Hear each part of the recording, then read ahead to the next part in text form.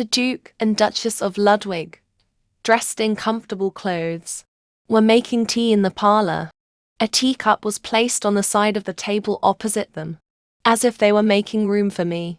Duke Ludwig's expression was a bit stiff, but the Duchess accepted my greeting with a rather generous expression.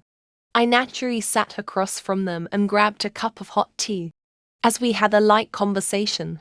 They didn't ask me why I hadn't brought Killian with me or how my relationship with him was. Well, looking at the fact they only prepared 1 cup of tea, it had already been reported that he had not slept in the bridal chamber last night. They would have no reason to bring it up against him. Instead, the Duke asked a question that seemed to be a subtle attack on me. If I knew anything about being a hostess in a noble house. This is where reading the original story comes into play. If I'd been asked this question without thinking, I would have been stumped. I said to the Duke that I could manage cash flow and organize documents and I would catch up as quickly as possible. If he had separate teaching for that, he praised me, but his tone was sarcastic, as if he thought I'd come to steal the family's financial records and internal documents. The Duke of Ludwig coughed unnecessarily upon realizing that I knew the Duke suspected me, not expecting Edith to say that outright, and the Duchess glanced at him while patting him on the side.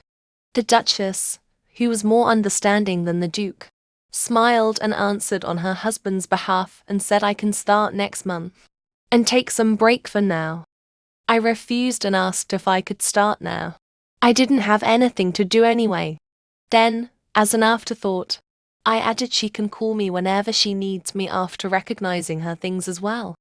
She will probably have to leave out the documents she doesn't want me to see. But the Duke and Duchess are veteran nobles, who don't show their hearts in front of me. In the end, the Duchess still told me to rest and adjust before starting work. She also said to let her know if I needed anything. What a nice timing. So I asked if I could get someone from a boutique.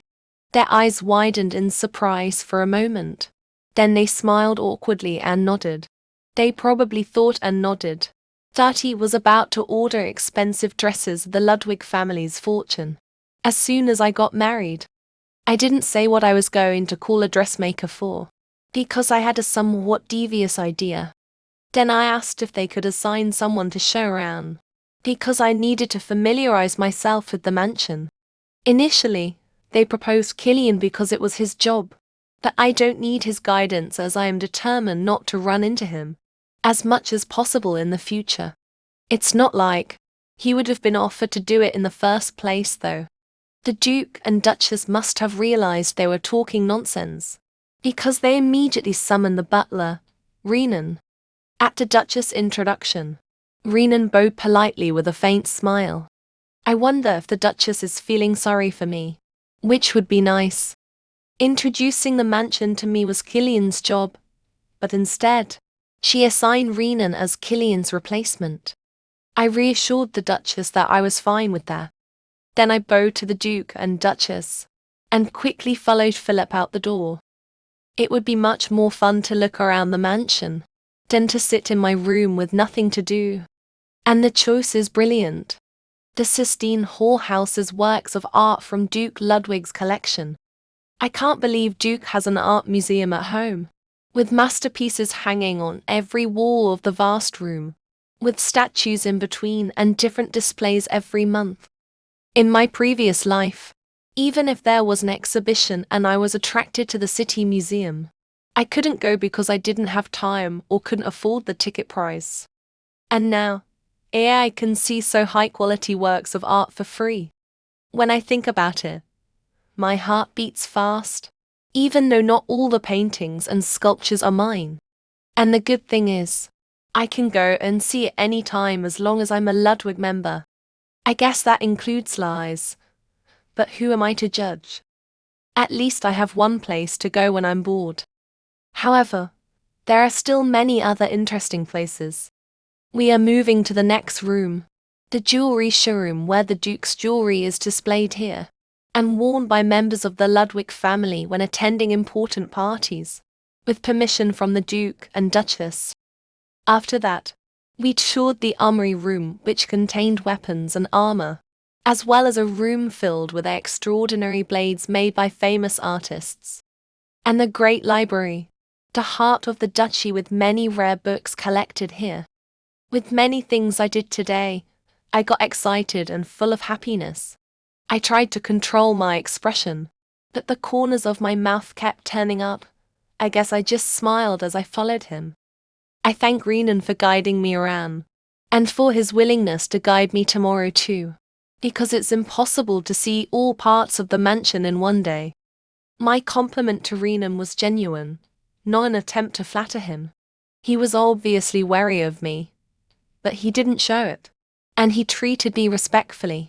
He didn't seem like a talkative person, but he was able to pick out the most important points of each room, making me feel like I was being tutored by an expert. After a pleasant morning with Renan, I decided to follow him back to my room. Renan even showed me a new route, but he stopped and showed me the Great Hall. The Ludwig mansion is a feast for the eyes wherever it looks, be it the people, the mansion, or anything else. It's like I have been rewarded like this after my death. Visiting European ancient castles would not have been as exciting as this. It's much more fun to see a real, inhabited castle than an old castle that's just a remnant of history. Vaulted shadows colored the floor and walls, and ivy, just beginning to turn green, climbed the pillars. Over the railing, I could see the well-maintained courtyard. Lizé, Cliff, and Killian having tea on the opposite balcony. Renan, whose gaze had fallen upon them at the same time as mine, was quite flustered in contrast to his hitherto calm demeanor. It's understandable because the groom who left his bride is having tea with another woman. Moreover, I am reputed to be a wicked woman, and Renan will think I must be in the same rage. There's a scene in the original story where Edith witnesses this. She glares menacingly at Killian and lies until they turn to look at her. Naturally, she only received a disdainful glance from Killian. But I was happy enough just by confirming the Duke's wealth and his high taste.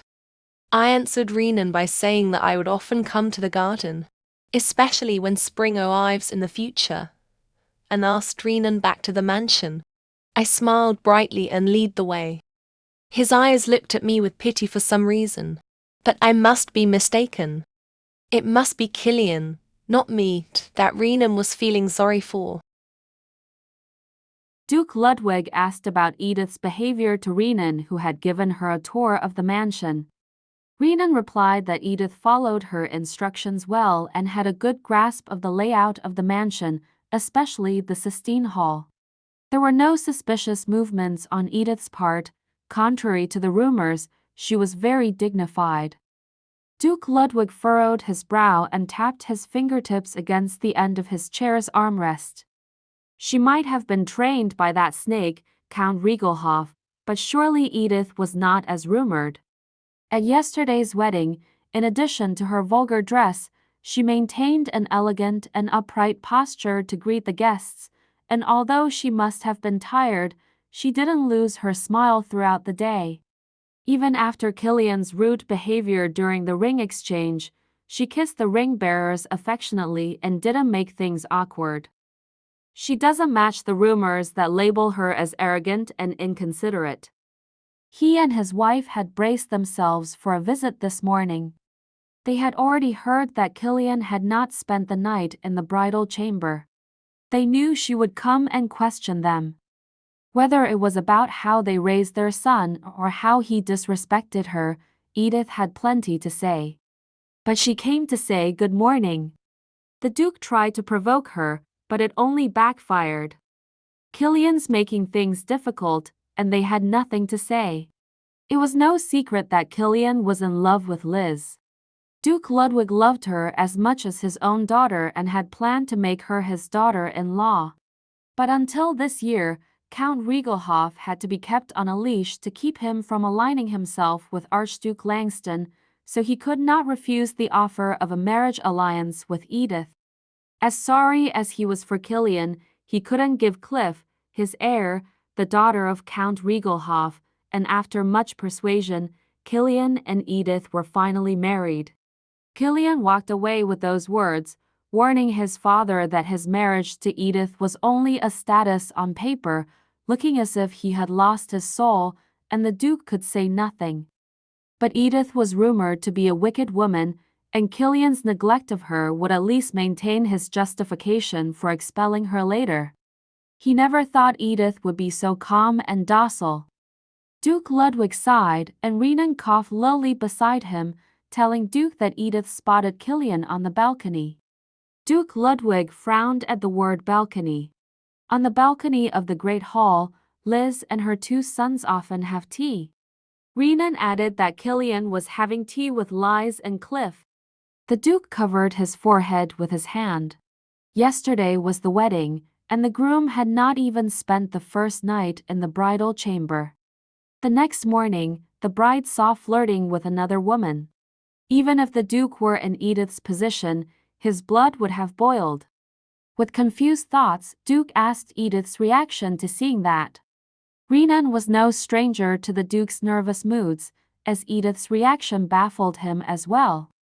He didn't know what she was thinking in her mind, but she didn't make a fuss or get angry on the spot. She just moved on as if she hadn't seen anything. Even Renan himself could not believe what he was saying. There was no confidence in his voice. For a moment, Duke Ludwig was at a loss for words because it didn't make any sense. He thought long and hard and finally came to this conclusion. Edith Riegelhoff isn't normal either.